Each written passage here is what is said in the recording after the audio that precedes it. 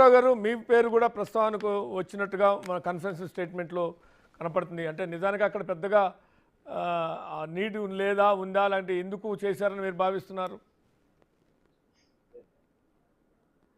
Sir ఒకటి ఇక్కడ కొరుట్ల నియోజకవర్గం నుంచి వెళ్ళి గత 10 సంవత్సరాల నుంచి వెళ్ళి ఈ నియోజకవర్గంలో నేను యాక్టివ్గా పనిచేస్తా ఉన్నా కాంగ్రెస్ పార్టీ పక్షాన. ఇక్కడ ముఖ్యంగా కేటీఆర్ గారి దగ్గరి మిత్రుడు డాక్టర్ సంజయ్ కుమార్ గారు ఇక్కడ నుంచి మొన్న పోటీ చేయడం జరిగింది. అంతకుముందు విద్యాసాగర్ రావు గారు, కల్వకుంట్ల విద్యాసాగర్ రావు గారు కూడా పోటీ చేయడం జరిగింది 18లో. సో జనరల్గా నాకేంటంటే అందరి నాయకులు చాలామంది నాతోటి ఫ్రెండ్లీగా ఉంటారు.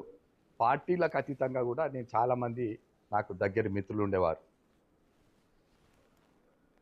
అందులో భాగంగా బహుశా కేసీఆర్ 10 మంది ఫోన్లు ట్యాప్ చేసే బదులు ఒక నరసింహరావు ఫోన్ ట్యాప్ చేస్తే మనకు అంత సమాచారం వస్తుంది.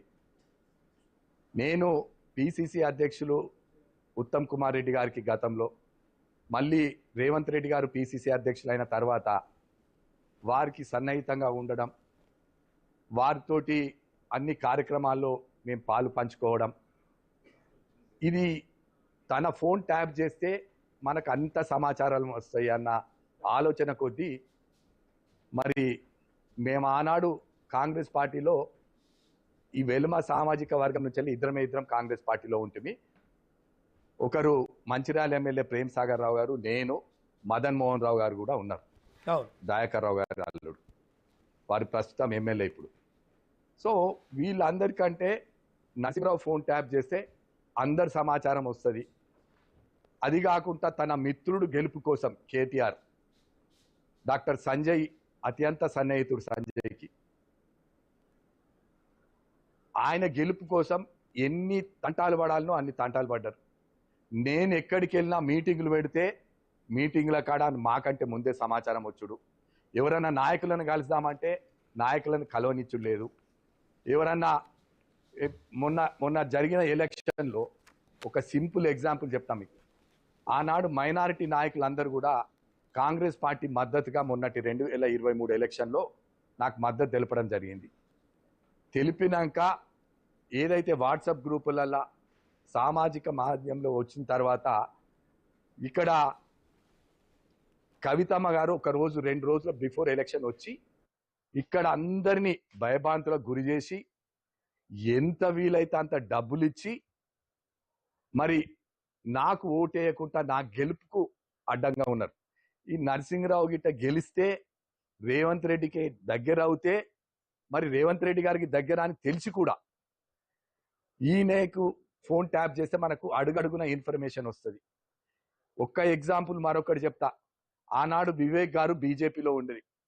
ఆ బీజేపీలో ఉన్నప్పుడు వారు రఘునందన్ గారికి కొంత పార్టీ పరంగానో ఎందుకో కొంత డబ్బు ఇవ్వడం జరిగింది. ఆ డబ్బు ఆఫీసు నుంచి తీసుకెళ్ళడం ఆలస్యం లేదు, ఫ్లైఓవర్ మీద పట్టుబడడం జరిగింది. ఇది హ్యూమన్లీ పాసిబుల్ అవుతుందా? కాదు. ఎవరన్నా మీకు ట్యాపింగ్, ఫోన్ ట్యాపింగ్, ఈ ఫోన్ ట్యాపింగ్ అన్నది ఇంతకుముందు గౌరీశంకర్ గారు చెప్పినట్టు ఏదన్నా టెర్రరిస్ట్ యాక్టివిటీస్, ఏదన్నా ప్రమాదం జరుగుతున్నది భద్రత కోసం యూజ్ చేయాలి. కానీ ఇవాళ మా ఫోన్లు తీసుకొని మా ప్రైవేటు సంభాషణలు వింటూ మేము మా ప్రెసిడెంట్ గారు రేవంత్ రెడ్డి గారితో ఏం మాట్లాడుతున్నాం, ఇంకా ఇతర నాయకులతో ఏం మాట్లాడుతున్నాం, మా గతంలో ఉన్న ఉత్తమ్ కుమార్ రెడ్డి మా పిసిసి అధ్యక్షులతో ఏం మాట్లాడుతున్నావు, ఎవరెవరు ఏ పార్టీలో జాయిన్ అవుతున్నారు, ఇవన్నీ కూడా నా సొంత, వారికి ఎలాంటి హక్కు లేదు. ఇవాళ హరీష్ రావు గారి ఆదేశాల మేరకు మేము ఫోన్ ట్యాపింగ్ చేసినామన్న దాంట్లో వాగ్మూలంలో చెప్పడం జరిగింది. మరి ఇవాళ కేసీఆర్ కుటుంబం గురించి, హరీష్ రావు గురించి చాలామంది ఇక్కడ ఉన్న మిత్రుల కంటే ఎక్కువ కూడా నాకు తెలుసు. 1989లో మేమందరం కలిసి ఉండేవాళ్ళం. ఇవాళ మిత్రులు రవీంద్రరావు గారు ఉన్నారు. వారు ఓడిపోయినాకనే తక్షణమే చెప్పిన వాస్తవం 100% వారు చెప్పిన దాంట్లో నిజం ఉన్నది. ఎందుకంటే ఎవరిని నమ్మలే కేసీఆర్.